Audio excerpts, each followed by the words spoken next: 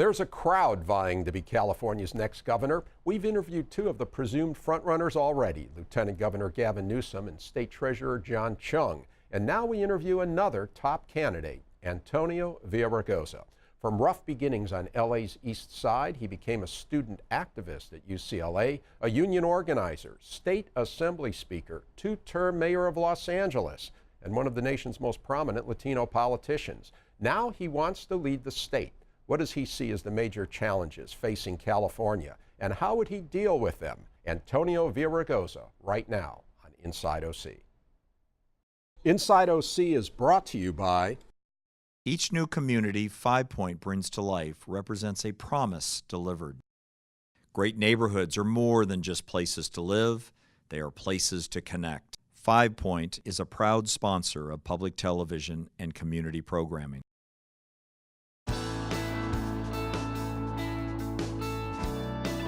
Chapman University is a proud sponsor of Inside OC and community programming.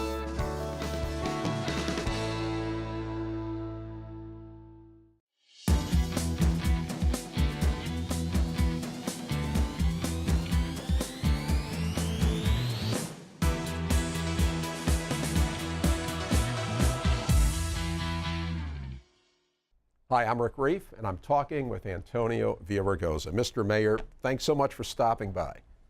Thanks for having me. Thanks for having me. How's it going so far in the campaign trail? It's going great. Before the campaign trail, I had an opportunity to go on a listening tour. About 18 months, beginning around April of 2015. 51 days, 26 of them in the Central Valley. I've been from one end of the state to the other. And over the last 9 or so months, I've been on the campaign trail. And I learned a lot on the listening tour.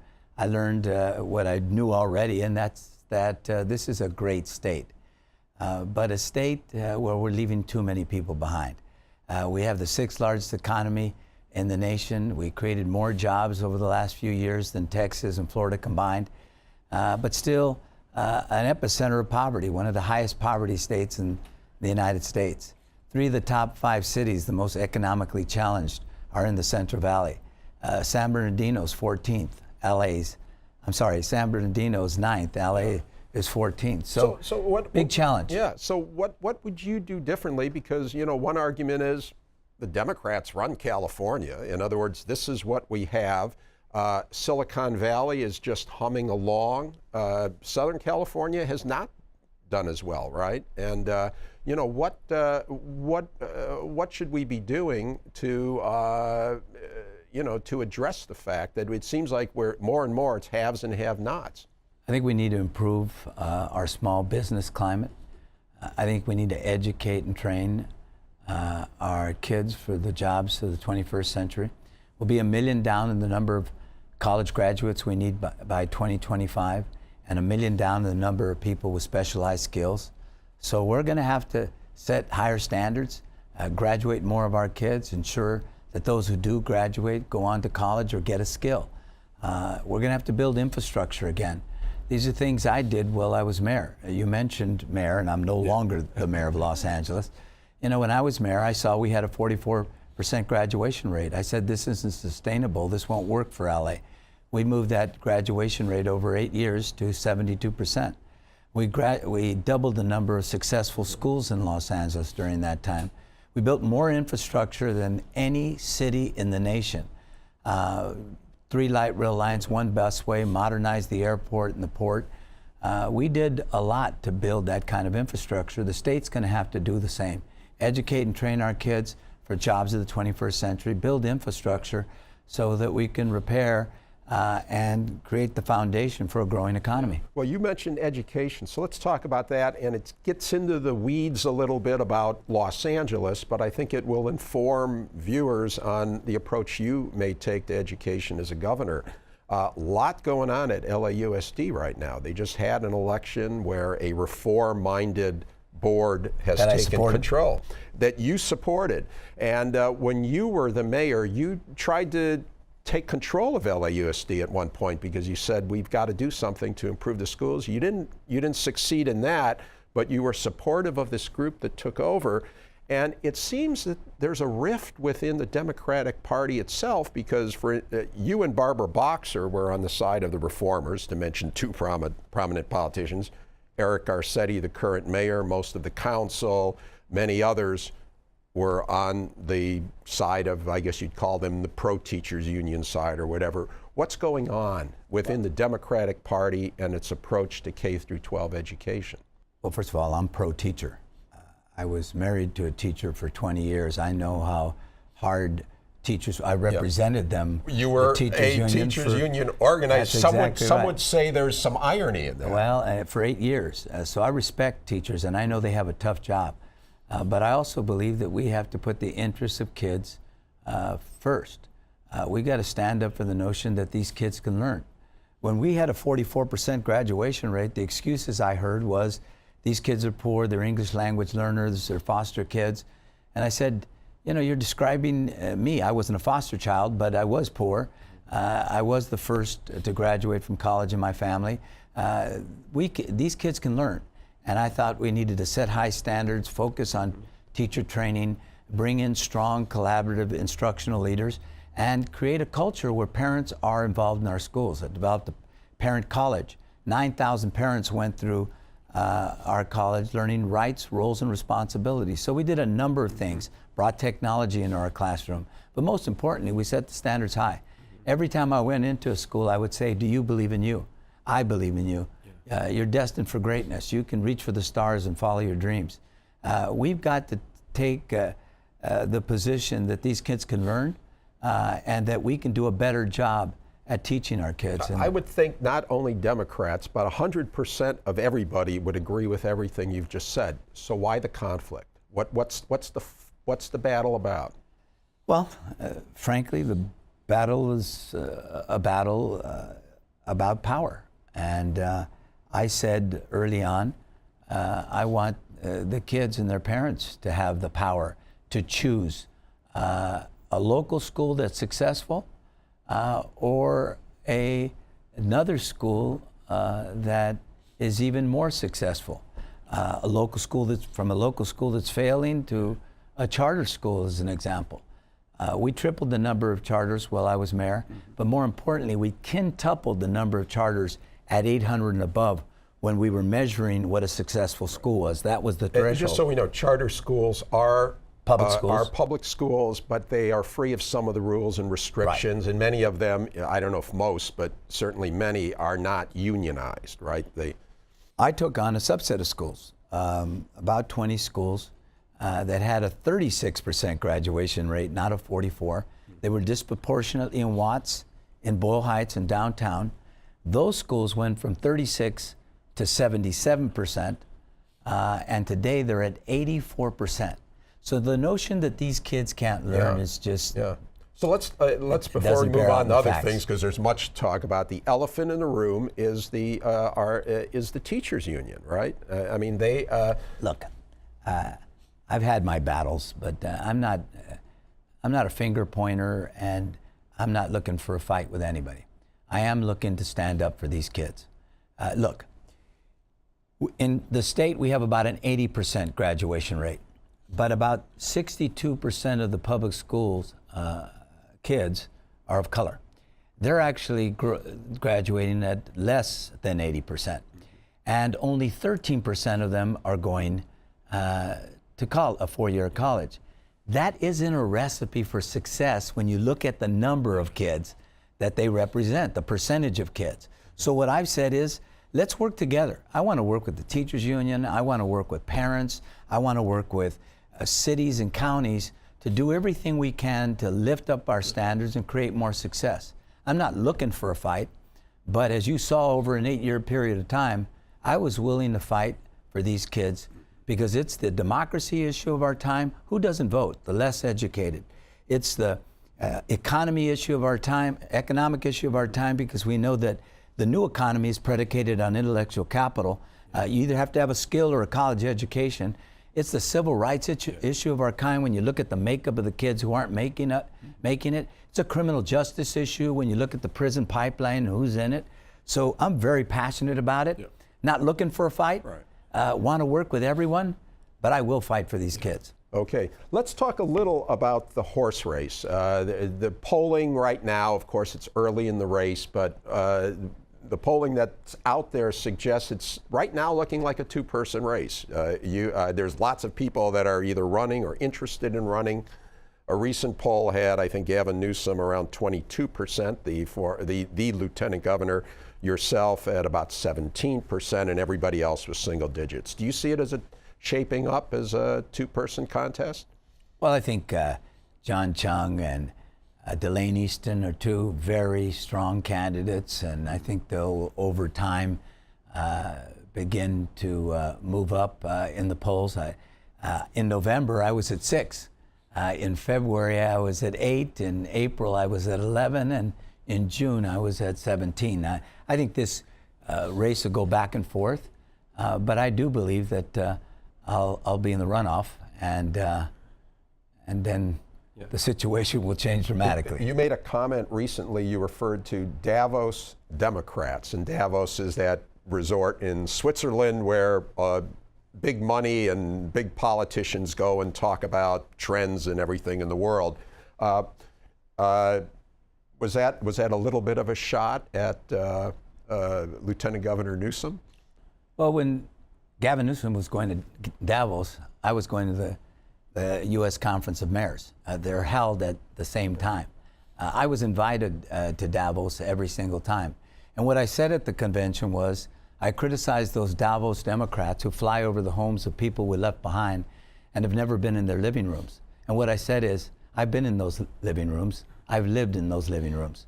I want to stand up as a party and as a state for the notion that a great state is a state where we're growing together, but we're not leaving so many people behind. We always have known what the path to the American dream and to the opportunity of America that I've been able to enjoy. It's an education.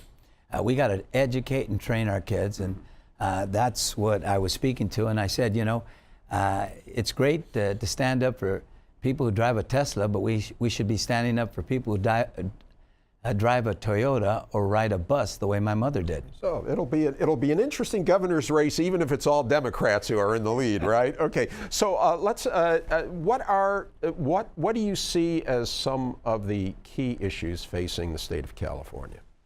The economy, the economy, the economy. We got to grow the economy. We got to grow more middle-class jobs. I said we've got to improve the regulatory framework and the business climate for small business. We got to educate and train our kids, and we got to build infrastructure. We got to protect our health care, protect our environment, and stand up for the notion that we're the 6th largest economy in the world, in no small part because people come from every corner of the earth here. So while Washington is talking about walls, we want to build bridges. As you know, many in the business community say California is not doing that California overtaxes, it overregulates. When those Davos CEOs are queried every year about places to do business, California is always at or near the bottom of business-friendly places. Do you agree or disagree with that? Well, I started out by saying it's the economy, and we got to grow middle-class jobs, and we got to improve our business climate.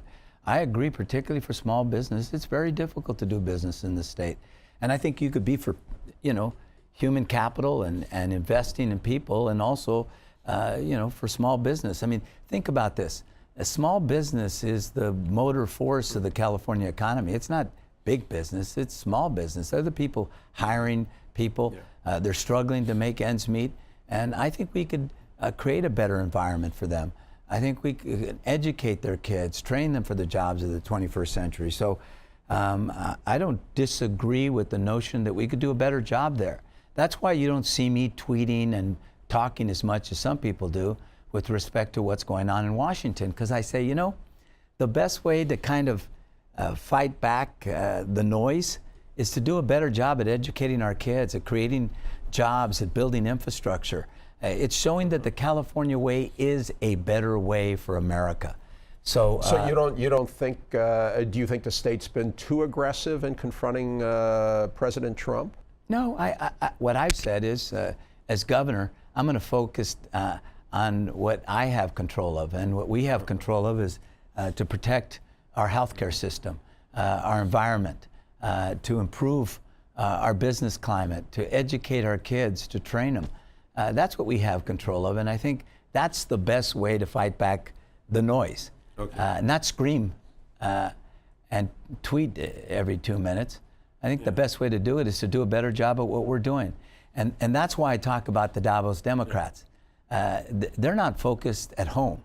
They're not focused at the fact that we've left so many people behind. Mm-hmm. You know, I've been to East Porterville, where if you're lucky enough, because of the water crisis, if you're lucky enough to be a homeowner, you get a 50-gallon tank of water. If you're a renter, you get the honor of bathing in a truck, in a van. You know, we could do better than that.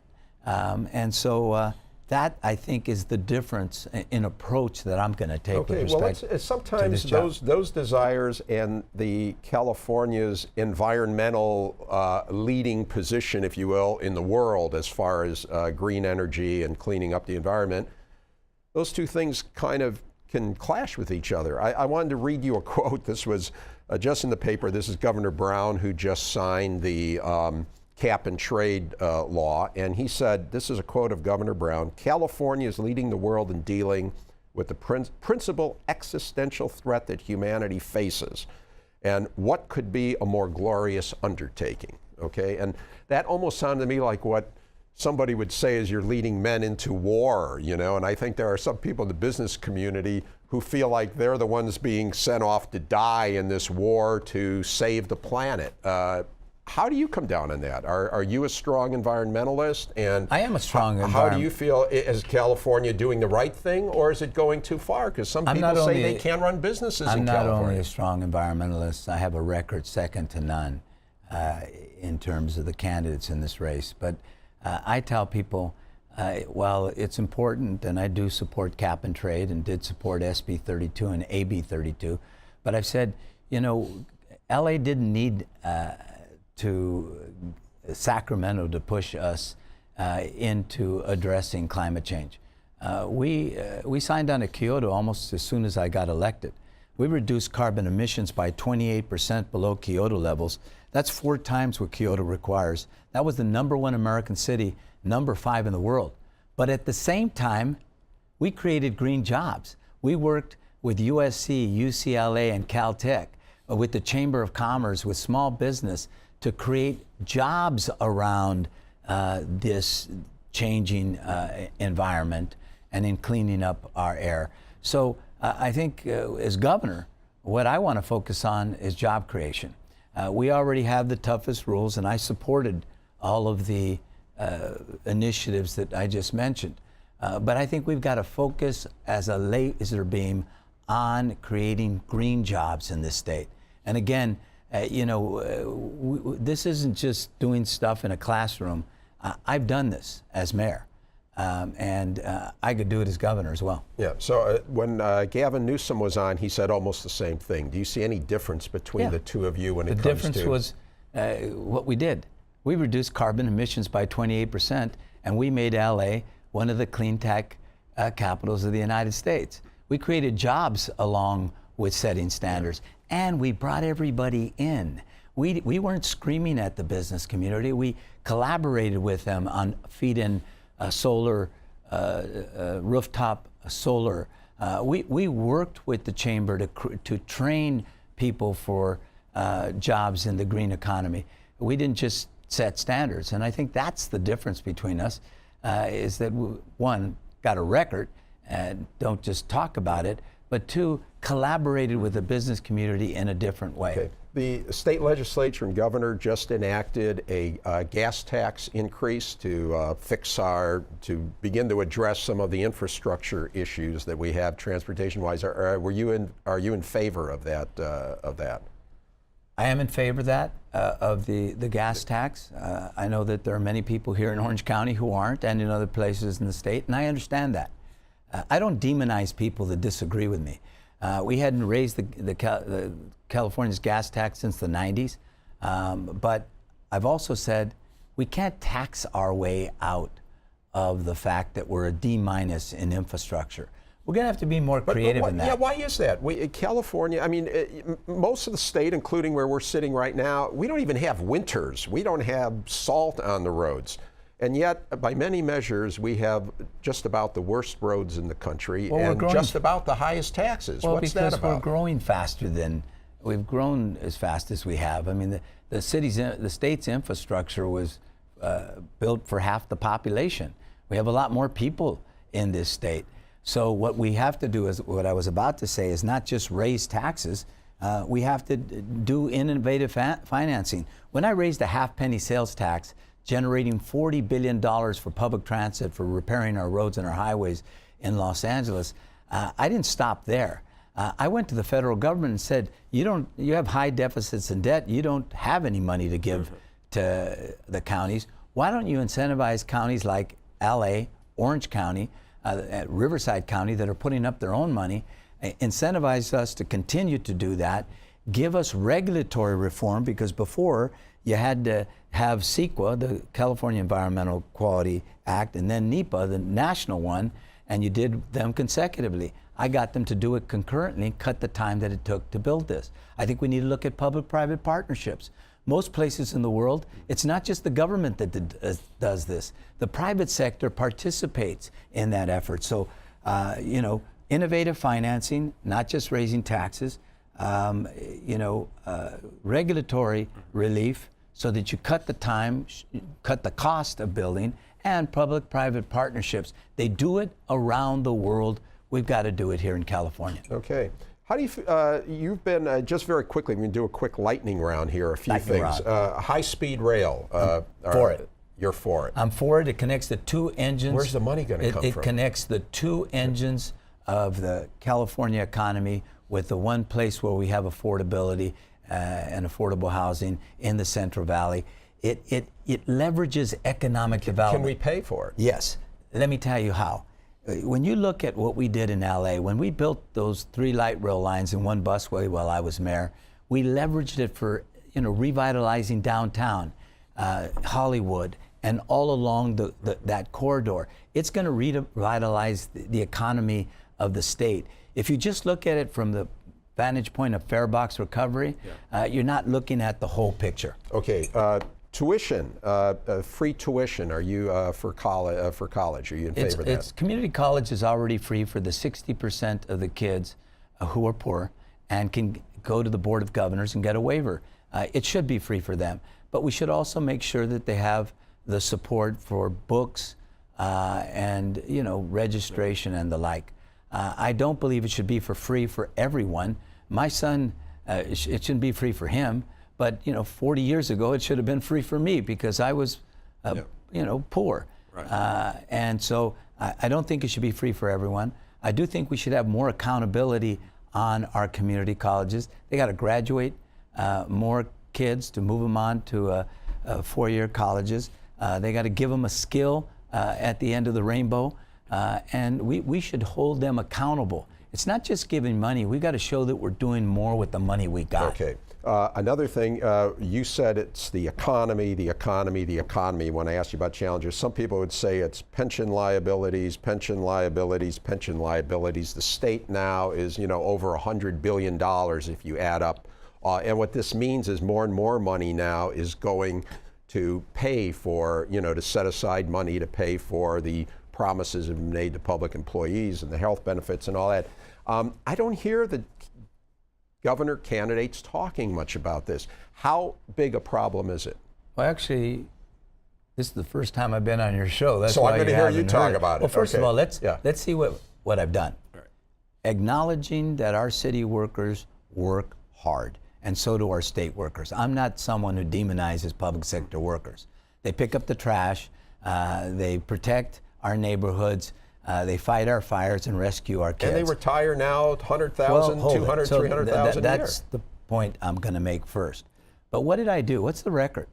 We were facing a bankruptcy, and our pension liabilities were rising. I was looking at laying off thousands of employees. I worked with and collaborated with our unions, and we took them from 6% to 11%.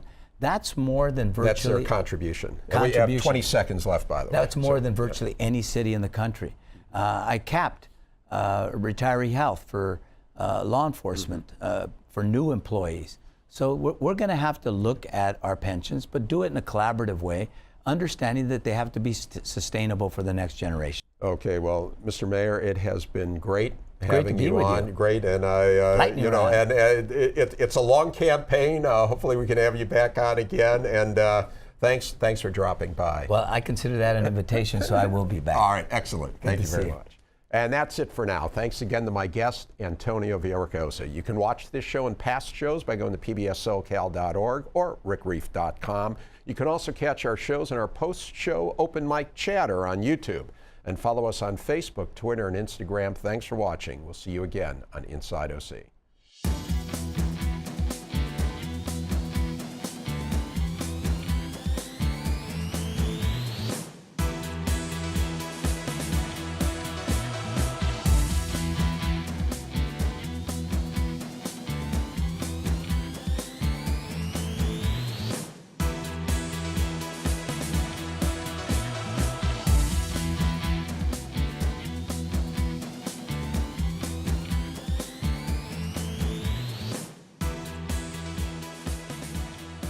Inside OC is brought to you by... Each new community 5 Point brings to life represents a promise delivered. Great neighborhoods are more than just places to live, they are places to connect. 5 Point is a proud sponsor of public television and community programming. Memorial Care is transforming the way healthcare is delivered, keeping our communities and businesses healthy by guiding them on the path to wellness with easily accessible hospitals, physician offices, and outpatient centers. Memorial Care, leading the way.